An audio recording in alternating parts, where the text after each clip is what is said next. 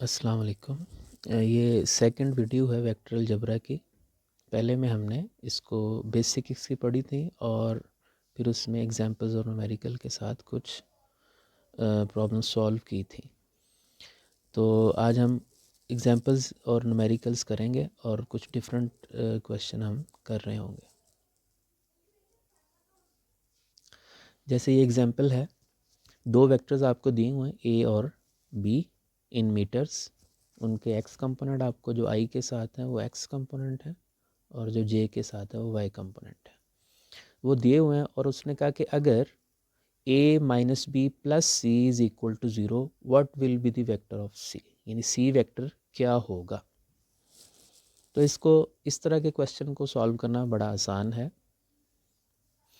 एक पॉइंट ज़हन में रख लें कि अगर एक वेक्टर सम ज़ीरो आता है, एक वेक्टर सम ज़ीरो आता है, तो इसका मतलब ये है कि जिन जिन वेक्टर्स को आपने ऐड किया उन तब की एडिशन में जो एक्स कंपोनेंट है सब का वो भी ज़ीरो होगा और वाई कंपोनेंट भी ज़ीरो होगा, जी है तो वो भी ज़ीरो।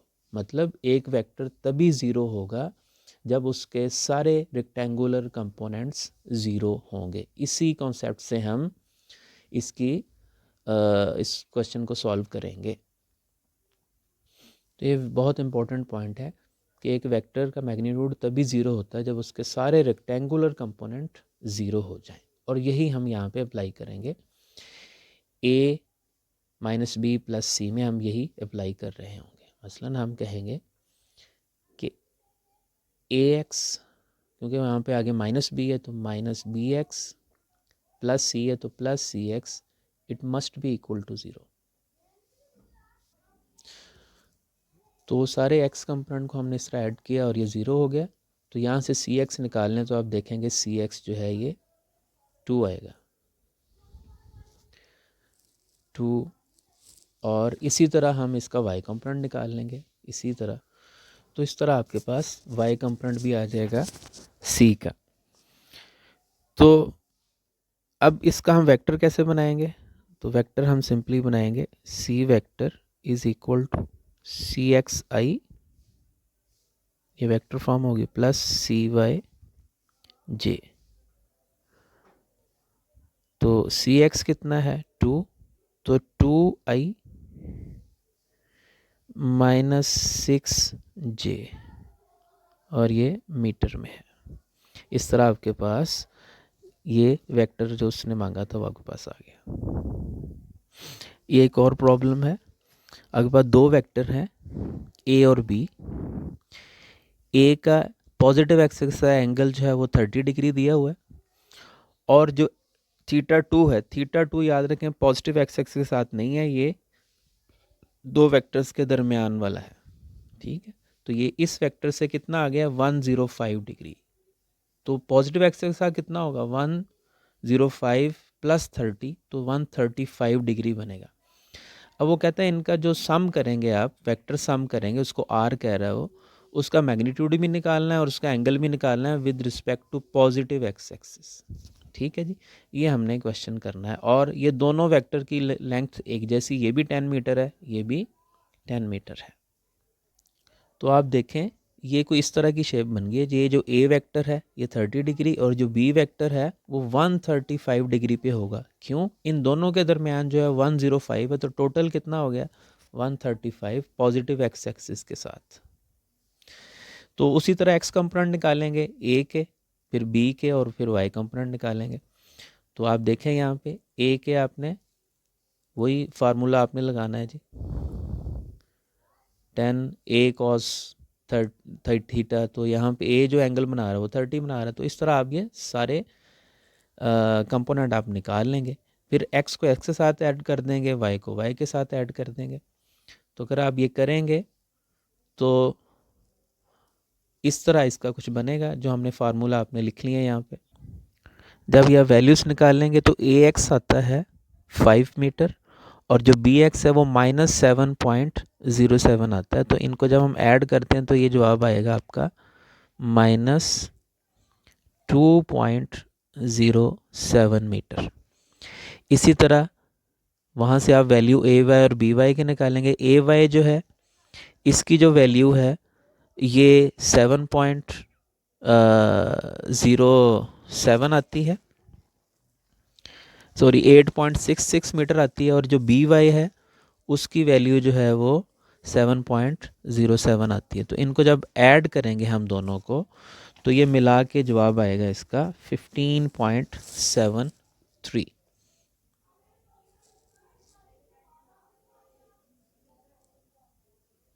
मीटर्स। तो यहाँ पे इसी तरह इनकी वैल्यू पुट करें तो आपका जवाब आ जाएगा।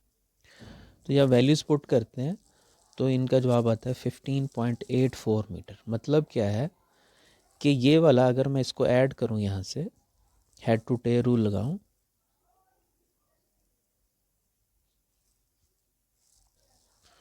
तो ये जो रिजल्टेंट बनता है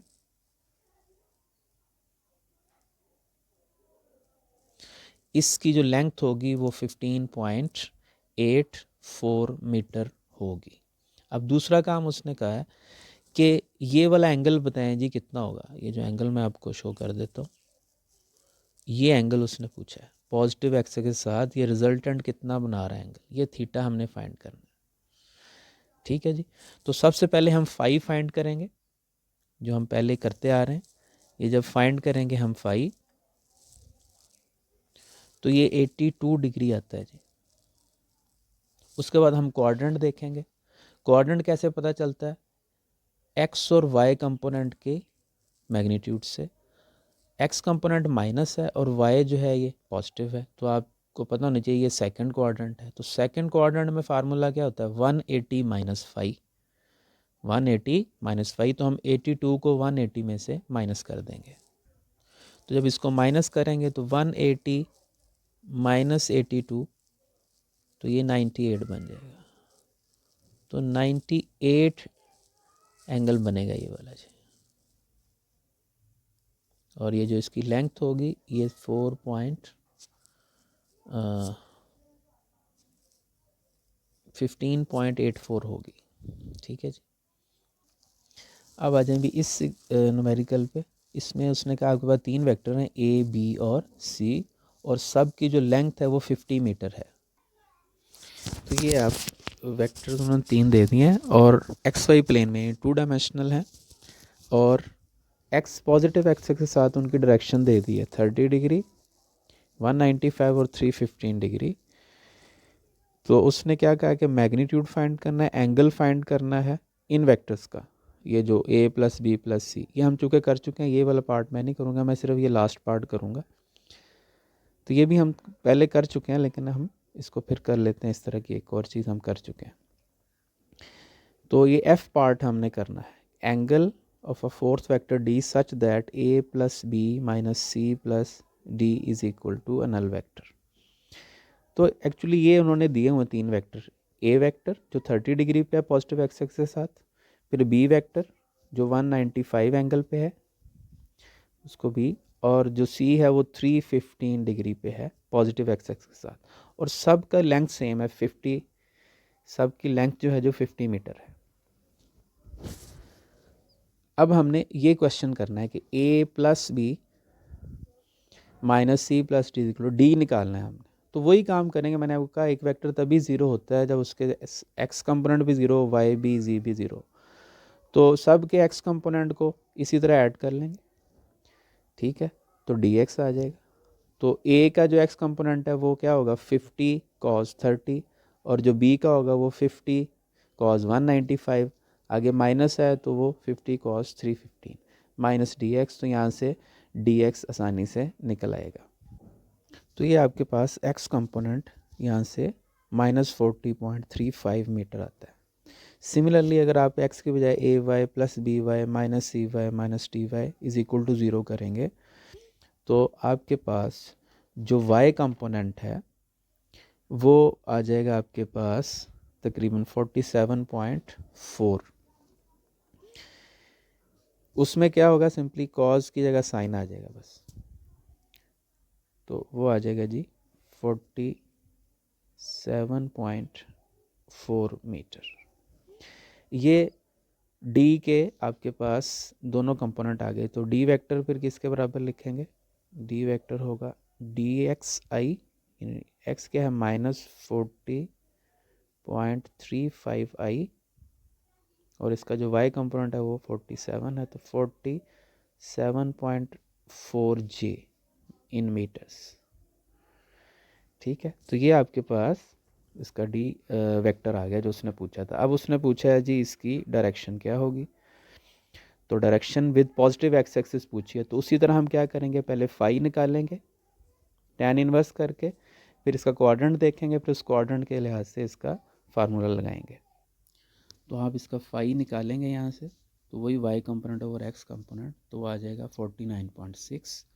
अब x कंपोनेंट माइनस है और y कंपोनेंट पॉजिटिव है, तो इस सेकंड क्वाड्रेंट बनता है, सेकंड क्वाड्रेंट में 180 माइनस 5 होता है, तो 180 माइनस 49.6, तो ये आपका तकरीबन 130.4 डिग्री जवाब आ जाएगा। तो ये इसका आपका हल हो गया जी। नेक्स्ट आपका जो न्यूमेरिकल है उसमें एक वेक्टर ए, उसमें हमने बी वेक्टर ऐड करना है, और जो नया वेक्टर बनेगा उसे उसने कोई नाम नहीं दिया, हम उसको सी कह देते हैं। ठीक है जी, a plus B is equal to C. अब उसने कहा a जो है वो एक्स एक्सिस की तरफ है, और जो b का उसने कुछ नहीं बताया, और जो इन दोनों को मिला के आएगा जो c वेक्टर है वो y एक्सिस की तरफ होगा। b का सिर्फ मैग्नीट्यूड बताया उसने 7.0 मीटर, और उसने कहा है कि जो थर्ड वेक्टर है जो y एक्सिस की तरफ होगा, यानी इन दोनों का सम, उसका मैग्नीट्यूड a के मैग्नीट्यूड के 3 टाइम्स ज़्यादा होगा। तो ये इस तरह की कोई शेप बनती है इस क्वेश्चन की, जो a वेक्टर है वो x एक्सिस की तरफ, और जो a plus B is equal to C है, तो c जो है वो y एक्सिस की तरफ। तो हेड टू टेल लगाएं, a plus B is equal to C. तो उसने ये बताया कि जो c का मैग्नीट्यूड है वो a से 3 गुना ज़्यादा है, तो a का मैग्नीट्यूड बताएं क्या होगा। इसके दो मेथड हैं सॉल्व करने के, एक बहुत ही आसान मेथड है वो हम पहले कर लेते हैं। तो ये आपकी सारा क्वेश्चन है, b को उसने कहा ये 7 मीटर है। तो सबसे पहले अगर हम देखें, ये एक राइट ट्रायंगल बनती है, इसकी जो वेक्टर डायग्राम है ये राइट ट्रायंगल बनती है। तो हम इसको ऐसे बना लेते हैं, ये राइट ट्रायंगल है, ये a है, ये 3a और ये 7 मीटर है। तो आप फिथागोरस का थ्योरम यहाँ पे अप्लाई करें, तो हाइपोटेनस का square is equal to base का स्क्वायर प्लस परपेंडिकुलर। हाइपोटेनस 7 है तो 7 का स्क्वायर, बेस जो a है तो a का स्क्वायर, और 3a का स्क्वायर क्या होगा 9a स्क्वायर। यहाँ से जब a निकालेंगे आप तो वो बराबर आएगा 7 over square root of 10 metre. तो यहाँ से आपका a आ गया। ये तो आसान मेथड है। एक दूसरा मेथड है वो भी मैं आपको बता देता हूँ, वो वेक्टर एडिशन वाला मेथड है। उसमें आपने a के x कंपोनेंट y कंपोनेंट निकालने हैं, फिर c के x और y। यहाँ से देखें a का y कंपोनेंट 0 है, सिर्फ x कंपोनेंट है वो a के बराबर है। c का x कंपोनेंट 0 है, y जो है वो 3a के बराबर है। b के दोनों कंपोनेंट हैं, तो आप सिंपली यहाँ पे क्या करेंगे, a plus B is equal to C, यानी ax plus B X is equal to C X, और फिर ay plus B Y is equal to C Y. यहाँ से आप फिर a का मैग्नीट्यूड आसानी से निकाल सकते हैं वेक्टर एडिशन से। नेक्स्ट प्रॉब्लम ये है, उसने कहा क्यूब एज, आपके पास क्यूब है जिसके एज की जो लेंथ है वो a है, यानी सारी लेंथ्स जो है वो a के बराबर है। यहाँ देख सकते हैं आप a और a। उसने कहा है कि ये रेक्टेंगुलर कोऑर्डिनेट सिस्टम है, आपने बॉडी डायगोनल ड्रॉ करने हैं डिफरेंट कॉर्नर से, यहाँ से भी, यहाँ से भी, यहाँ से भी, वो उसने आगे बताया। मसलन आप देखेंगे फाइंड क्या क्या करना है, वो जो डायगोनल आप बनाएंगे उनकी यूनिट वेक्टर नोटेशन फाइंड करनी है, और यूनिट वेक्टर नोटेशन के बाद आपने उनकी लेंथ फाइंड करनी है, और फिर उनके एंगल फाइंड करना है, अल्फ़ा बीटा गैमा, एक्स के साथ, वाई के साथ और जी के साथ। तो सबसे पहले मैं इसमें से एक पार्ट, कुछ का एक पार्ट करूँगा, कुछ आपको सारे करके दे दूँगा। मसलन 2-3 चीज़ें उसने पूछी हैं, उसको आगे हम सॉल्व करते हैं। जो ये पहला पार्ट है वो ये कह रहा है कि 0 से, यानी ओरिजिन से आपने एक डायगोनल ड्रॉ करना है। ओरिजिन से डायगोनल बनेगा वो यही बनेगा। ठीक है, 0 का मतलब क्या है, ओरिजिन। तो यहाँ पे ये तो 0 0 है, यहाँ पे कोऑर्डिनेट क्या होंगे दूसरे पॉइंट पे, यहाँ पे वो सारी लेंथ आपको पता है ए के बराबर है, ये भी ए है, ये भी ए है, और ये हाइट भी ए है। तो ये यहाँ पे जो कोऑर्डिनेट बनेंगे आपके वो तीनों ए होंगे, ए यानी एक्स भी ए है, वाई भी ए है, और जी भी ए है। यहाँ पे क्या है 0 0, तो इनिशियल पॉइंट सारे 0 0 हैं और फाइनल पॉइंट सारे ए हैं। तो इसका डायगोनल ये बनेगा। तो इसकी वेक्टर नोटेशन कैसे बनाएंगे, सिंपली हम फाइनल में से इनिशियल को माइनस कर देंगे तो उसकी वेक्टर नोटेशन आ जाएगी। अगर मैं इस डायगोनल को D1 कह दूं तो D1 क्या होगा, इसका x माइनस इसका x, तो a माइनस 0 i, ये x कंपोनेंट हो गया उसका, a माइनस इसका y कंपोनेंट इसका y, a माइनस 0, तो इसी तरह a माइनस 0 k। तो ये मिला के क्या बन गया D1 ai plus aj plus A K. तो ये हो गया डायगोनल वहाँ से। इसकी लेंथ अब कैसे फाइंड करेंगे, वही सब का स्क्वायर लेके ऐड करके स्क्वायर रूट कर दें तो इसकी ये लेंथ आ जाएगी इन टर्म्स ऑफ ए। सबको ऐड करके ये किया तो ए का जो स्क्वायर रूट कैंसिल हो गया और जो इनको ऐड करके 3 आया था वो स्क्वायर रूट में है, तो ये इसकी लेंथ हो गई है। इस तरह बाकी डायगोनल भी हम फाइंड कर सकते हैं। दूसरे पार्ट में उसने कहा है कि जो आपने डायगोनल ड्रॉ करना है वो इन कोऑर्डिनेट से ड्रॉ करना है, यानी वहाँ पे एक्स ए हो और वाई और जी 0 0 हो, वहाँ से आपने डायगोनल स्टार्ट करना है और उसकी लेंथ और फलां निकाल। तो अब यहाँ से देखें ए 0 0, यहाँ पे एक्स ए हो बाकी सारे 0 0 हो, तो जारी बात है एक्स एक्सिस पे ही होगा, एक्स एक्सिस पे बाकी दोनों एक्सिस 0 होंगे, तो वो ये वाला पॉइंट होगा। ए एक्स की तरफ ए है, वाई की तरफ कुछ नहीं है और ना ऊंचाई है, तो वो भी 0 है। तो आप क्या करें, ये जो डायगोनल बनाएंगे ये यहाँ से शुरू होगा और ये इस पॉइंट तक जाएगा, ये फाइनल पॉइंट है। याद रखें डायगोनल जो है बिल्कुल अपोजिट कॉर्नर से जाके होता है। तो अब इसको D2 कह दें, इसको हम फाइंड कर लेंगे, लेकिन इसके लिए आपको वो ड्रॉ करने पड़ेंगे आपको प्रॉपर कि इसके कोऑर्डिनेट्स क्या क्या है। ये जो फाइनल पॉइंट है इसमें y भी a के बराबर है और z भी a के बराबर, लेकिन x 0 है यहाँ पे। तो ये वाला जो पॉइंट बनेगा, फाइनल पॉइंट जो बनेगा उसमें x 0, y भी a के बराबर और z भी a के बराबर, और इनिशियल पॉइंट वही है जो उसने क्वेश्चन में दिया a 0 0, a 0 0। अब वही काम करना है आपने, फाइनल में से इनिशियल को माइनस कर देना है। तो इसको अगर मैं D2 कहता हूँ इस डायगोनल को, ठीक है, तो वही होगा फाइनल माइनस इनिशियल, 0 माइनस ए आई, क्योंकि ये x कंपोनेंट है, a माइनस 0 तो a रह गया तो a जे, इस तरह a माइनस 0 a के। तो इस तरह आपके पास ये डायगोनल आ गया। इसकी लेंथ भी वही होगी √3 और a, क्योंकि है तो वही कंपोनेंट सारे, माइनस है या प्लस है वो बात की बात है। तो ये उसका इसकी लेंथ भी वही होगी। इस तरह जितने उसने पूछे हैं आपने इसी तरह निकालने हैं, बाकी जो आपकी अपनी प्रैक्टिस के लिए हैं जो बाकी चीज़ें हैं। अब उसने और क्या पूछा वो देखते हैं हम। एक तो उसने पॉइंट पूछा है कि length of the body diagonal, ये हम निकाल चुके हैं लेंथ, ठीक है जी, जो √3 ये है। जो एक ये ई पॉइंट है ना, एंगल्स निकालने हैं आपने उस डायगोनल के विद एडजेसेंट एजेस, मतलब एक्स के साथ, वाई के साथ और जी के साथ। ये कैसे निकालने हैं, इसके दो तरीके हैं। या तो पैरेललोग्राम, जो लॉ ऑफ पैरेललोग्राम है वो लगा दें जिसमें डायरेक्शन ऑफ कोसाइंस वगैरह निकालेंगे आप, या फिर एक और मेथड है, वो मेथड है आपका डॉट प्रोडक्ट का।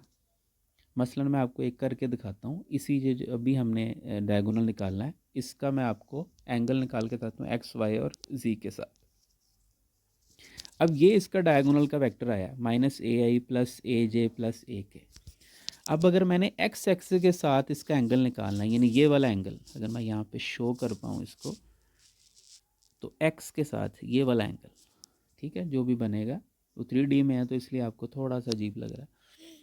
तो ये वाला एंगल अगर हमने फाइंड करना है तो एक वेक्टर कौन सा हो गया आपके पास, ये ए, ये जो एक्स एक्स साइड पे जो वेक्टर है, अगर आप देखें यहाँ पे मैं इसको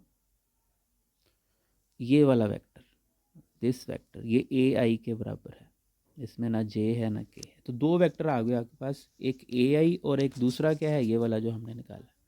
इन दोनों का डॉट प्रोडक्ट लें तो आपके पास इनके दरमियान एंगल आ जाएगा, वो हम निकाल लेते हैं।